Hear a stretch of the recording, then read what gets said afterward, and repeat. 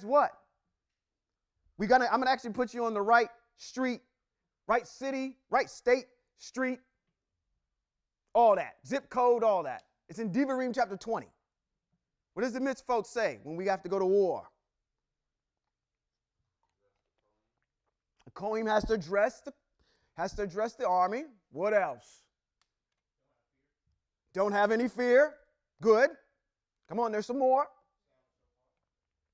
No. Good try. I just built a house. What else? If I'm engaged, yes. What else? Your vineyard. If you planted a vineyard, yes. Your age, you have to be 20 years. Okay, there we go. I got to get you guys warmed up a little bit. Then those mitzvot will start coming out. All right? But good. You have to be over 20 years old. What does it say specifically about towns that are away from? Wow, I feel like I'm a professor up here teaching a university course. When we're over here talking about the mitzvot and dissecting what we got to do, and you guys are call and response. This is beautiful. When it's away from the land, there's a protocol. When we attack them, we're supposed to, before we attack them, we're supposed to do what? Offer peace. Very good. So when we offer peace and they don't accept it, then what?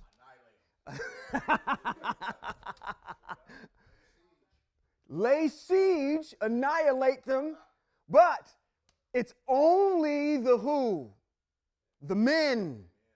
Because it says that we had a little fun with that you were to take as booty what?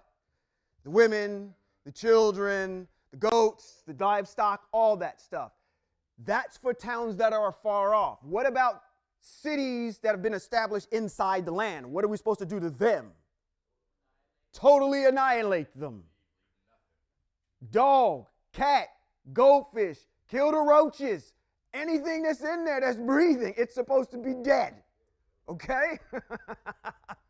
Kill them roaches while you're there. Okay? So, what's happening here is Melech Shaul does what? He sees all the commotion because he sees a fight ensuing over there, and he's like, the battle has started without us. So what's he tell the Kohanim? He says, put your hand down. Why is he doing that? Because we have to ask, is it okay for us to go into battle? Yes or no? Okay? And then he has to address. He's like, no, put your hand down. The fight's already started over there. Let's go. That's when he says he finds out that, obviously when he takes a head count, that the armor bearer and his son, Yehotanan, are not there out of the 600 that have been ordained to, or matter of fact, predestined to be there at that time. Now, again, those 600 were the elite. They were elite fighters that qualified Devarim chapter 20. Okay? So, he goes across, the battle ensues. That's around chapter, in fact, I am in chapter number 14, around verse 20. They annihilate them. And then what happens next is interesting because what is the mitzvah saying? You guys eloquently put it together. You said, when a battle happens, we are to take, the men are supposed to be killed. And when we take the spoils. So what happens in 14 is Melech Shaul says, nobody is going to eat anything. This is the oath. And if you do, basically you're going to be put to death. He makes this oath. And we all know that the Most High loves oaths. So, what happens is as they make this oath, Yehotanan doesn't hear it. He comes back, he puts his staff in this honey that was there because they ran across some honey and they wanted to eat it. He puts his staff in there, he eats it. They say, hey, listen, didn't you know that your father had made an oath? No, I didn't know about that oath at all. Okay? And if I was Yeshua, I'd say, see, this is the example where they're making stupid oaths. I'd rather you not make oaths. This is a prime example of one where I could argue for, Yeshua in this particular instance. But that, again, gets pulled out because you're telling people to stay away from them. You don't tell them not to do a mitzvah. That's wrong. Okay? So I'm with you to a point, But here, we see a stupid oath being made. And what it did is it drove the people to exhaustion. Now, I said last time, my melanated folk, I know not to keep hungry. I'm going to just give you firsthand accountability of that. I know that if you keep them waiting and you keep them hungry and they're already exhausted, just go to any restaurant and they are 5 minutes late or later than you expect your food to come out. You got all kind of attitude. You're going to be the one that had a manager come out. My stuff should be discounted at least 50% because your people came out here late with all this stuff. Now imagine you're exhausted and you've just got done fighting all these people and this vow has been made. Your ancestors are not happy about this.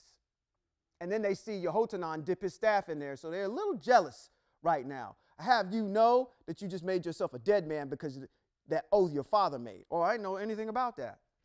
So what goes on is they want to go out and fight the Philistine, and Melech Shaul says, okay, let's ask the Most High. And the Most High doesn't answer. So he says, something must be wrong. We're in verse 38 is where we're recapping. He says, something must be wrong. So he says, let's cast lots, or let's ask the Most High, who's right? Somebody in here is wrong. Okay? Why you're not answering us. So let's figure out where that egregious act happened or who did it. And it got down to Melech Shaul and his son. And I had said, basically, why didn't the Most High pick Melech Shaul? You've seen all of the mitzvot he's broken thus far. The Most High has every right to say, the reason why I'm not moving forward is because this person here can't get these mitzvot correct. So who's created the most egregious acts against Israel and the Most High, Israel and the mitzvot? Melech Shaul. But Melech Shaul was not picked. Yehohanan is picked. One could say, yes, he's honoring the oath and saying that's the mitzvot that he's breaking. Okay, yes, that is a mitzvot that's being violated right now. But the sheer number of the other ones should outweigh it. And I'm saying this is me standing on my own saying is that, number one, Yehohanan is going to get spared. But the reason why we have to have Melech Shaul there is because we have to have a transition period. Melech David, or King David, doesn't have a court to go into. And he doesn't have an administration to go into to see how things are being ran as a kingdom. So we're going to keep Melech Shaul around just a little bit longer, just so I have a good transition. And then Yehohanan is spared, I believe, because the Most High is moving these chess pieces around his chessboard called the Eretz. And he's saying, I'm going to leave Yehohanan in there because he needs to have a friend inside the inner court. Because as you know, as we get further along, Shaul is going to have a real big problem with Melech David. And so that buffer, that oil, that grease between the two is Yehohanan. Okay? All right. So what we see there is the oath is made, and then we see something that happens that is very pivotal of all of your ancestors who observed the mitzvot. We said that there was a judge that had the same thing. He says, listen, he says, hey, Dad, you went ahead and made this oath. I was the one that said that was violated by the reason why the army can't move. So I'm ready and I accept the ability to what? Die. Who else exhibited that quality? Abraham and his son. He didn't fight him. He just said, you know what? You made an oath between yourself, Dad, and the Most High Yahweh, whom we both serve. So if that's the oath and you want me dead, let's go. A judge did it. Says, if you give me the victory, Yahweh, the first thing that comes out of my house, I will sacrifice to you.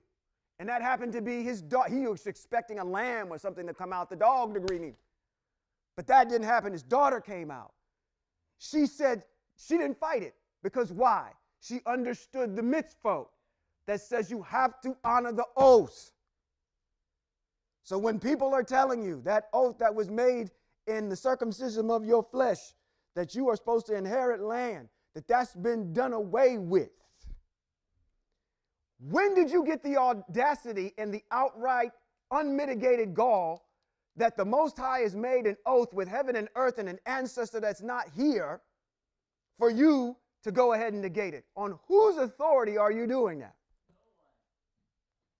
Nobody's authority. You're doing that on your own. So, that's 14. Let's get right into 15.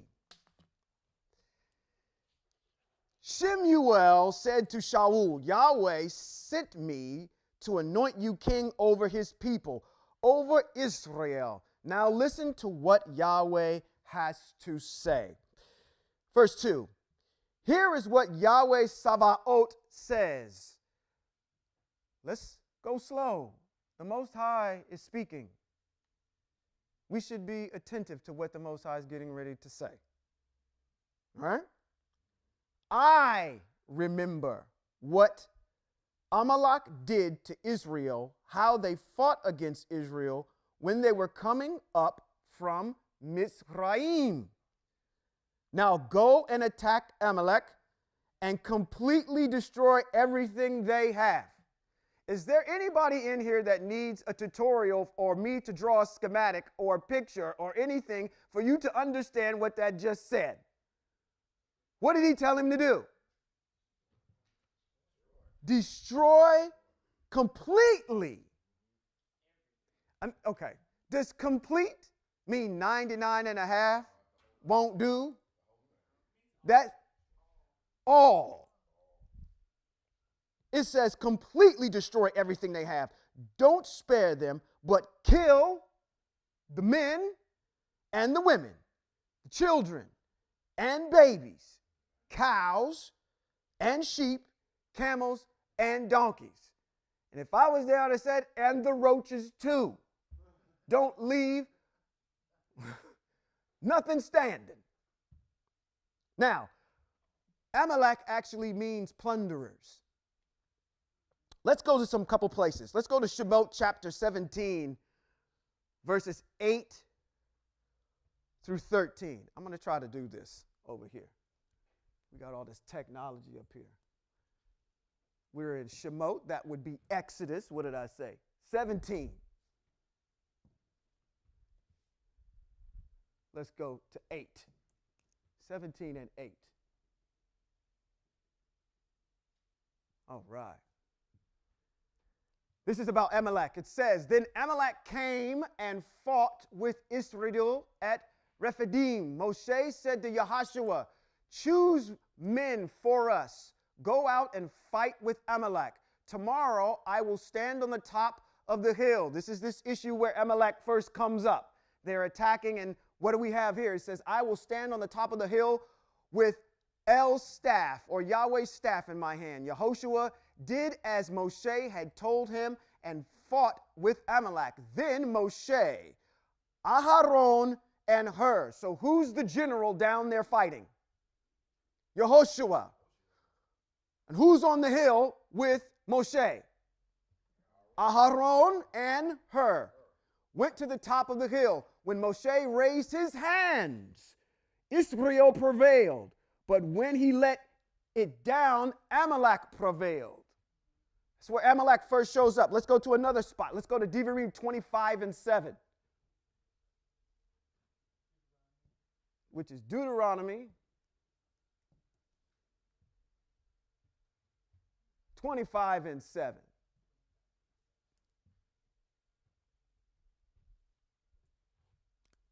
(25 and 17), excuse me. 25 and 17. We are not in the right spot. I looked at that. I was like, that's not good. 25 and 17. Amalek shows up again. It says, remember what Amalek did to you on the road as you were coming out of Mizraim, how he met you by the road, attacked when you were tired and weary. He did not fear Yahweh. Therefore, when Yahweh, your El, has given you rest from all your surrounding enemies in the land Yahweh, your Elohim, is giving you as your inheritance to possess, You are to blot out the memory of Amalek from under heaven. Don't forget. Don't forget that. Melech Shaul in chapter number 15 is getting ready to fight Amalek. All right? We've got a mitzvot here that says, don't forget, they attacked you. They're your enemy. Kill them all. Let's go to one last spot where, and I want to show you that because of the things that happened, and Melech Shaul didn't do his job, neither did King David. Because we see Amalek show up during the age of King Hezekiah. That is in 1 Shemuel. Oh, excuse me. Did I just say that incorrectly? Did I say that incorrectly?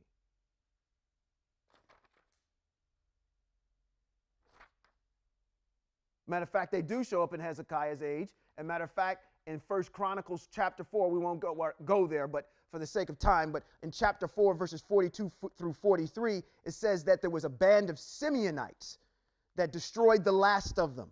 So they're riddled throughout the history of Israel. Okay?